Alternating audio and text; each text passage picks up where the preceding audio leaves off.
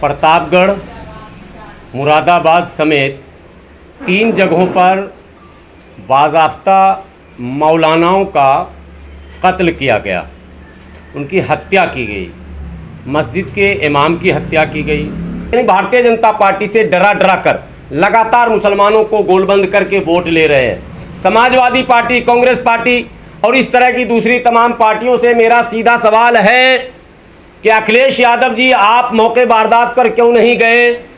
आप ना तो दलित की हत्या पर अलीगढ़ गए, न मुस्लिम की हत्या पर अलीगढ़ गए, और आप इन्हीं दलितों और मुसलमानों के बीच भाषण देते हैं कि भाजपा हराने के लिए सिर्फ हमको ही वोट दो। भगवान न करे, ईश्वर न करे, अल्लाह न करे, माहौल अगर खराब होता तो मुल्क को उसकी कीमत चुकानी पड़ती है, उसका खमियाजा मुल्क को भुगतना पड़ता, किसी व्यक्ति को नहीं भुगतना पड़ता अकेले। तो ये मसला मुल्क का है। तो जो कथित तौर पर सेकुलर पार्टियां चुनाव में उछल कर वोट मांग रही थी, आज मुसलमानों की हत्या पर चुप्पी क्यों, सन्नाटा क्यों? प्रतापगढ़, मुरादाबाद समेत 3 जगहों पर बाज़ाफ्ता मौलानाओं का कत्ल किया गया, उनकी हत्या की गई। मस्जिद के इमाम की हत्या की गई। और 2 दिनों पूर्व अलीगढ़ में एक पसमानदा समाज के मुस्लिम युवक जो रोटी बनाने का काम करते थे, शाम को रोटी बनाकर, यानी कि रात को जब रोटी बना लिया, तंदूर पर रोटी बनाने वाले मज़दूर की हालत जब वो काम से बाहर निकलता है तो कैसी होती है, इसको हर व्यक्ति जो काम करता है वो समझ सकता है। वो होटल से निकलता है, 1 किलोमीटर के दायरे में उसका घर है, बीच में वो थकता है, वो कहीं पर बैठ जाता है। कुछ उपद्रवी लड़के आते हैं और उससे पूछते हैं, यहाँ क्यों बैठा? वो कहता मैं थक गया हूँ। तेरा नाम क्या है? वो नाम बताता है औरंगज़ेब। बस इतना बताना कि वहाँ पर 20 लड़के उस गरीब मज़दूर पसमानदा मुसलमान पर टूट पड़ते हैं और इतनी पिटाई करते हैं कि उसकी हत्या करते हैं। आपको याद होगा कि ये जो मॉब लिंचिंग का रिवाज है, इसमें 2 ही एंगल आया है अब तक। एक एंगल ये आया सामने कि कथित तौर पर गौमांस का सेवन करने का आरोप, जो दादरी में आपने देखा था, फिर इससे निकाला गया। बाद में क्या आया मैं उस पर आपको नहीं बताऊं क्योंकि आप पत्रकार हैं, लेकिन आरोप यही लगा।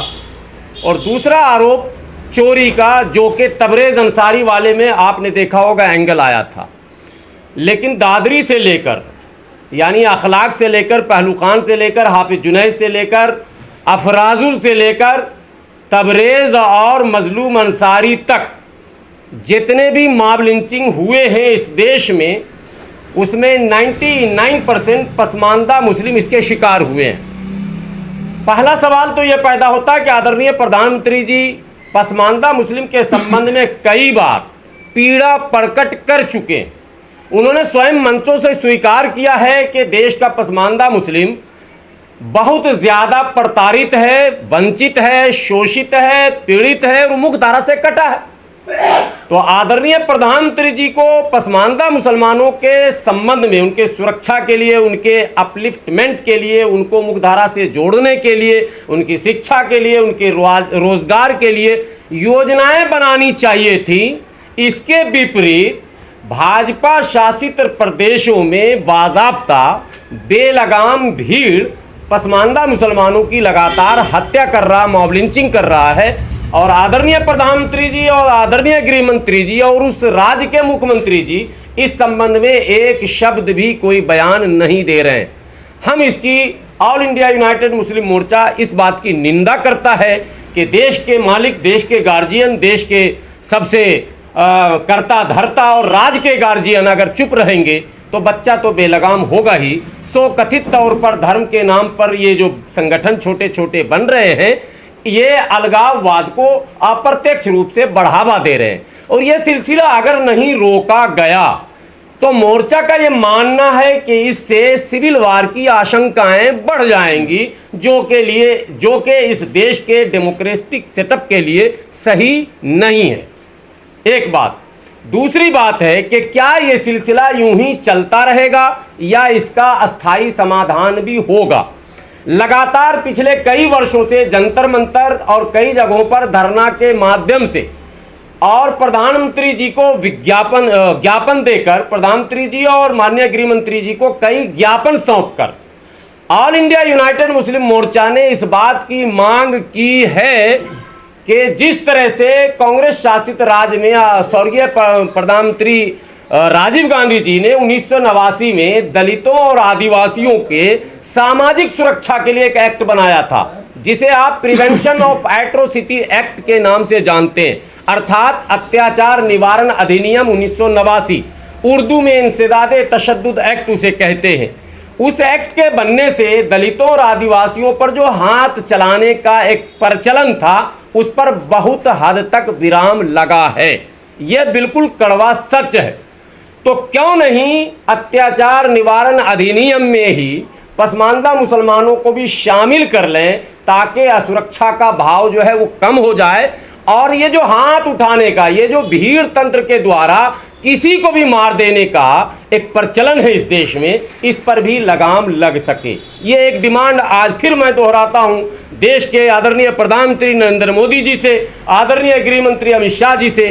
फिर ऑल इंडिया यूनाइटेड मुस्लिम मोर्चा ये मांग करती है कि यदि इस तरह के कृत्य पर अस्थायी विराम और लगाम लगाना चाहते हैं आप, तो आपको पसमानदा मुसलमानों को अनुसूचित जाति जनजाति अधिनियम 1989 यानी अत्याचार निवारण अधिनियम 1989 यानी प्रिवेंशन ऑफ एट्रोसिटी एक्ट 1989 में इनको भी इंक्लूड कर लिया जाए।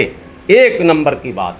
दूसरे नंबर की बात कि जब जब भीड़ तंत्र के द्वारा इस तरह की घटनाएं घटी हैं और कैमरे में फ्रेम में जितने लोग आते हैं उसमें से सिर्फ 2 या 3 के नाम एफआईआर होता है। अलीगढ़ के औरंगजेब मामले में भी नामजद सिर्फ 7 या 8 हैं और बाकी को अज्ञात बता दिया गया, जबकि 40 लोग लगभग थे जो प्रत्यक्षदर्शियों का बयान है। और कल यूनाइटेड मुस्लिम मोर्चा की टीम अलीगढ़ भी जाएगी और वहां के डीएम को ज्ञापन भी सौंपेगी और वहां के मुख्यमंत्री को डीएम साहब के माध्यम से ज्ञापन भी सौंपेगी। उसकी टीम भी बन गई है जो कल मौके वारदात पर हम लोग जाएंगे। लेकिन हमारा ये मानना है और ये मांग है सरकार से कि देश कानून से चलेगा, देश किसी व्यक्ति और संगठन से नहीं चलेगा। देश में पहले से कानून बना हुआ है, 26 जनवरी 1950 से संविधान का राज है, अर्थात संविधान में जो प्रावधान है उसके अनुसार ही कार्रवाई होनी चाहिए। सरकार यदि किसी और मंशा से कुछ और सोचकर भेदभावपूर्ण कार्रवाई किसी विशेष समुदाय पर करती है तो इससे उस समुदाय का भरोसा सरकार से भी उठता है और कहीं ना कहीं संविधान से भी उठता है, जो कि इस डेमोक्रेसी के लिए, इस लोकतंत्र के लिए सही नहीं है। मैं बार बार इस बात को दोहराता हूं और कैमरे पर दोहराता हूं। आदरणीय प्रधानमंत्री जी, मैं आप तक ये बात पहुंचाना चाहता हूं कि पिछले कई वर्षों से देश के अल्पसंख्यक, मैं चमचों की बात नहीं करता हूं, होंगे किसी पार्टी में कोई चमचे जो गलत रिपोर्ट दे रहे होंगे, मैं धरातल पर काम करता हूं। मैं हेला चमेला, हलालखोर, नट, ललबेगी, मीरासी, मिर्शिकार, धोबी, नाई, क्या कहते हैं, रंगरेज और इस तरह की जो बिरादरियां हैं जो बिल्कुल डिप्रेस कास्ट हैं, जो हाशिए पर खड़ी हैं, मैं उनके झुग्गियों में जाकर देखता हूं, मैं उनके घरों में जाकर देखता हूं, मैं उनके मोहल्लों में मीटिंग करता हूं, मैं उनका social status, educational status note करता हूं। मैं दावे के साथ कहता हूं कि मुसलमानों की बड़ी संख्या को मौजूदा सरकार पर भरोसा कम होता जा रहा है और ये कहीं से भी अच्छी बात नहीं। भरोसा का होना जरूरी है, क्योंकि भरोसा अगर डगमगाता है तो इसका मतलब भविष्य डगमगाता है। भरोसा से भविष्य का सीधा संबंध होता है। और भारत अगर विश्व गुरु बनना चाहता है तो जहां आप 20 करोड़ यानी सेकंड लार्जेस्ट माइनॉरिटी में सबसे बड़ी माइनॉरिटी को अगर किसी सोची समझी साजिश के तहत डराकर धमकाकर हाशिए पर रखने की कोशिश करेंगे तो देश कभी विश्व गुरु नहीं बनेगा। इसलिए मेरी विनती है प्रधानमंत्री जी से कि इनको मुख्यधारा से जोड़ने के जितने भी उपाय हो वो किए जाएं। और वो जो फ्रेम में लोग आते हैं उपद्रवी, उनको किसी भी कीमत पर न बख्शा जाए और साथ ही संदेश दिया जाए। उत्तर प्रदेश के मुख्यमंत्री योगी आदित्यनाथ जी कहते हैं ठोक दो, बुलडोजर चला दो, कथित तौर पर गौमांस के अफवाह पर भी बुलडोजर चल रहा है। कथित तौर पर योगी जी की शान में किसी ने गुस्ताखी की, उस पर भी बुलडोजर चला है। तो क्या इन बेलगाम हत्यारों पर बुलडोजर नहीं चलेगा? और अगर नहीं चलेगा तो भारत का मुसलमान क्या समझेगा? सिंपल सा लॉजिक है। जो 2 क्लास 4 क्लास में पढ़ने वाला बच्चा है वो भी 2 और 2 4 बताता है, 2 और 2 5 और 6 नहीं होता है। यदि एक समुदाय को बात बात पर आप बुलडोज करेंगे और दूसरे समुदाय के उपद्रव पर भी आप उसे छोड़ देंगे तो संदेश क्या जाएगा, ये समझना आपके लिए ज़रूरी है, हमारे लिए नहीं।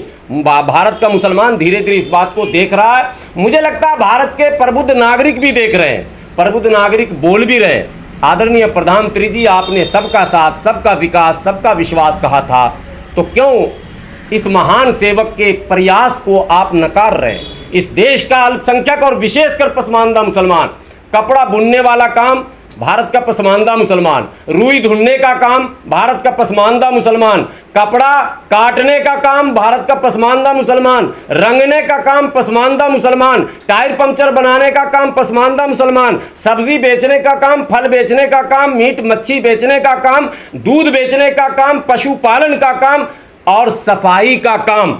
वाराणसी, जहां से आदरणीय प्रधानमंत्री नरेंद्र मोदी जी सांसद हैं, वहाँ सफाई कर्मी जो वहाँ के नगर निगम में हैं उनकी लिस्ट निकालिए। वहाँ हिला बिरादरी और हलालखोर बिरादरी की बड़ी तादाद मुसलमानों की जो सफाई कर्मचारी ऑन रिकॉर्ड हैं। और जिस दिल्ली में बैठकर मैं बात कर रहा हूँ, इस दिल्ली में तमाम मकानों में सुबह सुबह जो कूड़ा लेने आते हैं, 50 लड़कों का इंटरव्यू मैं ले रखा हूँ, वो सारे मुसलमान लड़के हैं। तो कूड़ा भी हम बीन रहे हैं, सड़क भी हम साफ कर रहे हैं, नाला भी हम साफ कर रहे हैं, हम आपके घर फल पहुंचा रहे हैं, सब्जी पहुंचा रहे हैं, मीट मच्छी पहुंचा रहे हैं, दूध पहुंचा रहे हैं, हम आपका टायर पंक्चर बना रहे हैं। करोड़ों की गाड़ी से आप चलते हैं, अगर आपका टायर पंक्चर हो जाए और टायर पंक्चर बनाने वाला अब्दुल हड़ताल पर चला जाए तो आपको पैदल चलना पड़ेगा। आज तक भारत के इतिहास में कोई टायर पंक्चर बनाने वाला हड़ताल पर नहीं गया। हम इस देश के महान सेवक हैं और आप, हमारे लिए कोई योजना नहीं, हमारे साथ भेदभाव, हमारे प्रयास को नकारा जा रहा। तो प्रधानमंत्री जी से पुनः तीसरी बार प्रधानमंत्री बनने पर मैं बधाई देते हुए अपील करता हूं कि आप पसमानदा मुसलमानों के प्रयास को सकारात्मक ढंग से लें और कैसे इनको मुख्यधारा से जोड़ा जाए इसके लिए योजना बनाएं। और साथ ही साथ फिर वो डिमांड कि भीड़ तंत्र में बेलगाम भीड़ तंत्र पर लगाम लगाने के लिए ये ज़रूरी है कि प्रत्येक व्यक्ति जो फ्रेम में आया, चाहे वो मार रहा हो या ना मार रहा हो, उसने बचाया क्यों नहीं, ये भी जो है ऑफेंस है, ये भी जुर्म है। कहीं ना कहीं उस भीड़ का वो पार्ट था। सब पर एक धारा लगाई जाए और मुकदमा हो और पीड़ित परिवार को 1 करोड़ रुपए का जो है राशि आर्थिक सहायता के रूप में दिया जाए, कंपेंसेशन दिया जाए। बार बार मैं कह रहा हूं, अब तक मजलूम अंसारी जो झारखंड के थे उन्हें कंपनसेशन नहीं मिला। अब तक की रिपोर्ट में बता रहा हूं, हाफिज जुनैद कंपनसेशन नहीं मिला, क्या कहते हैं तबरेज अंसारी कंपनसेशन नहीं मिला, अफराजुल को कंपनसेशन नहीं मिला। तो ये क्या हो रहा भाई? एक व्यक्ति की हत्या अज्ञात व्यक्ति कर देता है और दुर्भाग्य से या सौभाग्य से वो व्यक्ति तिवारी होता है। लखनऊ शहर में उसकी हत्या होती है। 3 दिनों में आदरणीय मुख्यमंत्री योगी आदित्यनाथ जी 1 करोड़ रुपए देते हैं और उसकी पत्नी से मिलते हैं। क्यों योगी जी? मैं भारत का नहीं हूं, मेरा कोई योगदान नहीं है। अल्पसंख्यक समुदाय के साथ इस तरह से खुला भेदभाव कि अगर तिवारी हैं, दुबे हैं, चौबे हैं, शुक्ला हैं तो आप फौरन उनके घर जा रहे हैं, और अगर कोई दलित और मुस्लिम है तो आप उस पर चर्चा भी करने को तैयार नहीं हैं। जिस अलीगढ़ में औरंगजेब की मॉब लिंचिंग हुई, दुर्भाग्य से 2 दिन पूर्व यानी इस मॉब लिंचिंग के 2 दिन पहले एक दलित युवक की भी हत्या हुई। अब मुख्य मुद्दे पर मैं आकर अपनी बात खत्म करूंगा। केवल ये तो सरकार से मेरी शिकायत थी, अब उन पार्टियों से जो सरकार के उन पार्टियों से यानी भारतीय जनता पार्टी से डरा कर लगातार मुसलमानों को गोलबंद करके वोट ले रहे हैं। समाजवादी पार्टी, कांग्रेस पार्टी और इस तरह की दूसरी तमाम पार्टियों से मेरा सीधा सवाल है कि अखिलेश यादव जी, आप मौके वारदात पर क्यों नहीं गए? आप ना तो दलित की हत्या पर अलीगढ़ गए, ना मुस्लिम की हत्या पर अलीगढ़ गए, और आप इन्हीं दलितों और मुसलमानों के बीच भाषण देते हैं कि भाजपा हराने के लिए सिर्फ हमको ही वोट दो। तो आपको मैं वोट क्यों दूं? जिसको आप बी टीम कहते हैं उसको अगर हम वोट देते हैं तो बी टीम हो जाता है, वो बी टीम वाला तो बोल रहा है और आप ए टीम वाले क्या कर रहे हो? अभी तक ऑन रिकॉर्ड अखिलेश यादव जी का कोई बयान नहीं आया। अभी मुझे सूचना मिली है शुक्र की नमाज के बाद कुछ सांसद, संभल के सांसद जियाउर रहमान बर्क और उनके साथ 2-4 सपा के नेता वो पहुंच रहे हैं, कुछ देर में वहां पहुंचेंगे, ये अभी खबर मिली है। जबकि मैं 3 दिनों से लगातार इस पर कहीं ना कहीं बोल रहा हूं सोशल मीडिया पर। तो मेरा ये मानना है कि राहुल गांधी जी को वहां जाना चाहिए। आप हिंदू मुस्लिम की राजनीति नहीं करें, आप इंसानियत की राजनीति करें। कत्ल इंसानियत का हुआ है, मुसलमान का नहीं हुआ। और ये रिवाज मुल्क के लिए खराब है, सिर्फ मुसलमान के लिए खराब नहीं है। और भगवान न करे, ईश्वर न करे, अल्लाह न करे, माहौल अगर ख़राब होता तो मुल्क को उसकी कीमत चुकानी पड़ती है, उसका खमियाजा मुल्क को भुगतना पड़ता, किसी व्यक्ति को नहीं भुगतना पड़ता अकेले। तो ये मसला मुल्क का है। तो जो कथित तौर पर सेकुलर पार्टियां चुनाव में उछल उछल कर वोट मांग रही थी, आज मुसलमानों की हत्या पर चुप्पी क्यों, सन्नाटा क्यों? वो क्यों नहीं मौके पर जाते हैं और वो क्यों नहीं उस परिवार से मिलते हैं? वो क्यों नहीं सरकार का घेरा बंदी करते हैं, सरकार को बाध्य क्यों नहीं करते? ये उनसे सवाल। अब एक और सवाल रह जाता है। बहुत उभरते हुए सितारे चंद्रशेखर हैं, नगीना से सांसद बने। दुनिया जानती है नगीना में 42% प्लस मुस्लिम माइनॉरिटी वोट है। और दुनिया ये भी जानती है कि सपा बसपा सबको छोड़कर वहाँ के माइनॉरिटी ने चंद्रशेखर जी को वोट दिया। अभी जब दलित युवक की हत्या हुई तो चंद्रशेखर जी पूरे शान बान से वहाँ गए थे, लाव लश्कर के साथ गए थे। मुस्लिम युवक की हत्या हुई तो उनका कोई अब तक अता पता नहीं है। सवाल उनसे भी मेरा है कि आप किस तरह की पॉलिटिक्स करना चाहते हैं?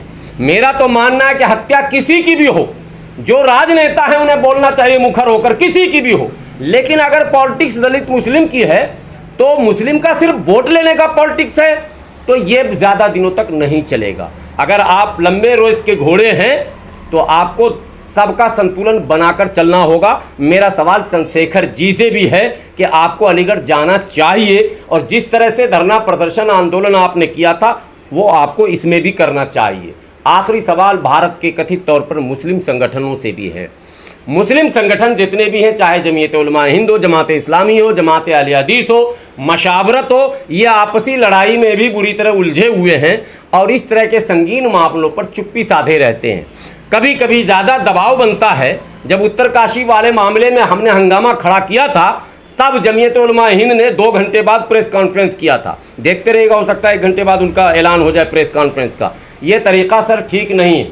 चाहे आप जमीयत उलमा हिंद के हों, चाहे जमात इस्लामी हिंद को हों, चाहे जमीयत अहले हदीस के हों या उलमा मशाइख बोर्ड के हों, चाहे रज़ा एकेडमी के हों, चाहे आप किसी भी तंजीम के हो, आपका नैतिक कर्तव्य मजहबी जिम्मेदारी है और इंसानी जिम्मेदारी है कि इस तरह के कत्ल पर आप बोलें, सरकार को घेरें, सरकार से इंसाफ की गुहार लगाएं और बर वक्त ये काम करें, किसी से कंपटीशन करके ये काम न करें। आपकी चुप्पी भी इनडायरेक्टली इस तरह के मुजरिमों की हौसला अफजाई करती है और मुजरिम ये समझता है कि सरकार तो कुछ कर ही नहीं रही है, मुस्लिम तंजीम भी कुछ बोल ही नहीं रहा है, राजनेता कुछ कर ही नहीं रहे हैं, तो चलो ये तो हमको मिल गया एक खुराक, मियाँ को मारो और एक पर चलन। और देश के बहुसंख्यक भाइयों से हाथ जोड़कर विनती है, हिंदू भाइयों से, कि जो लोग गाली गलौज करते हैं अल्पसंख्यकों को, जो लोग मारने पीटने और काटने की बात करते हैं, उनको आप सर पर चढ़ाते हैं, उनको आप राजनेता बनाते हैं, उनको आप हीरो बनाते हैं, ये बिल्कुल अच्छी बात नहीं है। गाली देने वाला चाहे वो किसी मुस्लिम को गाली दे, हिंदू को गाली दे, सिख को गाली दे, ईसाई को गाली दे, पारसी को गाली दे, जैन को गाली दे, बौद्ध को गाली दे, वो गालीबाज है। मारने पीटने वाला हत्यारा, किसी की भी हत्या करे वो हत्यारा है, बलात्कारी बलात्कारी है, चोर चोर है। आप अगर वो आपके समाज का है और वो मुसलमानों को, दलितों को, किसी को भी गाली गलौज करता है तो उसे आप नेता और हीरो बनाते हैं, ये प्रचलन भी देश में रुकना चाहिए। ये भी कोई अच्छी बात देश के लिए नहीं है। इतनी सी बात आप लोगों के माध्यम से प्रधानमंत्री जी तक भी पहुंचानी थी। आखिरी में फिर प्रधानमंत्री जी से विनती है कि अत्याचार निवारण एक्ट 1989 में आप भारत के माइनॉरिटी को भी शामिल करें। यदि आपने ये ऐतिहासिक कदम उठाया तो भारत का अल्पसंख्यक, एक अफवाह है कि मुसलमान भाजपा को वोट नहीं देता, शायद ये अफवाह जो है वो बल नहीं पकड़ेगा। इस बार भी वोट देने का इरादा बहुत सारे मुसलमानों ने कर रखा था, लेकिन दुर्भाग्य से आपके कुछ नेता और स्वयं आप भी ऐसे ऐसे बयान देने लगते हैं कि माहौल बनता बनता भी बिगड़ जाता है। सो इन तमाम बातों पर देश में विराम लगना चाहिए और सौहार्द का वातावरण और आपका जो नारा सबका साथ, सबका विकास, सबका प्रयास, सबका विश्वास, उसको आप चरितार्थ करते हुए आगे बढ़ें। देश इस इंतज़ार में है, देश का अल्पसंख्यक इस इंतज़ार में है।